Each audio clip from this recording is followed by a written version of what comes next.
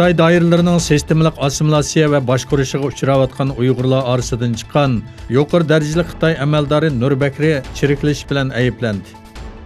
Nurbakri Sharq Turkistonda hukumat raisi bo'lgan mezgilida bor elish va huquqidan qalaymaqon foydalanish bilan birga tashkilning tekshirishiga qarshi chiqish va yolg'on so'zlash qatorliqlar bilan ayblangan.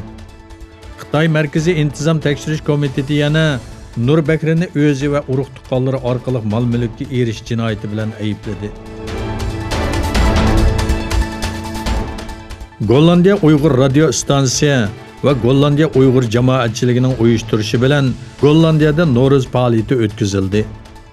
She'r, etud va an'anaviy san'at nomerlari orqali Xitoyning Sharq Turkistondagi ishg'oli va zulmi aks ettirildi. Faoliyatga Amerika, Kanada, Yevropa, Turkiya va O'rta Osiyodan kelgan nurg'un tashkilot rahbarlari ishtirok qildi.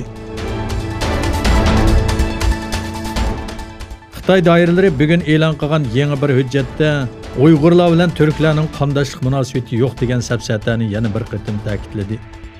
Xitoy rayonidagi atalmish asabiylikning oldini olish tadbirlari haqida e'lon qilgan yangi aqtashlik kitobida 2014-yildan buyon Sharq Turkistonda 13 ming terrorchini qo'lga olganligini bildirdi.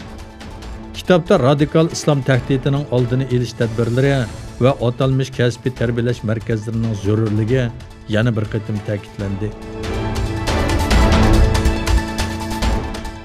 Mozambik prezidenti Filip Nyusi davlatiga hujum qilgan shiddatli qor bo'ron va orqasidan yuz bergan toshqin sababli o'lganlar sonining 1000 dan oshganligini aytdi.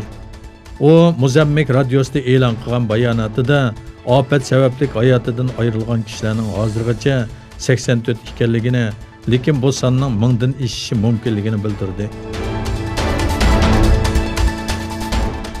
Amerika Wall ko'chisi jurnali Trump hukumatining 1000 askarni Suriyada yana bir mezgil tutib turishni planlayotganligini bildirdi. Xabarda Yevropa ittifoqdoshlarining Trumpdan rayonda ta'lim-tarbiya berishi va qo'llashini talab qilganligi ilgari surildi. Amerika bosh shtab boshlig'i Don Ford bo'lsa, bu so'zlarning qat'iy to'g'ri emasligini aytdi.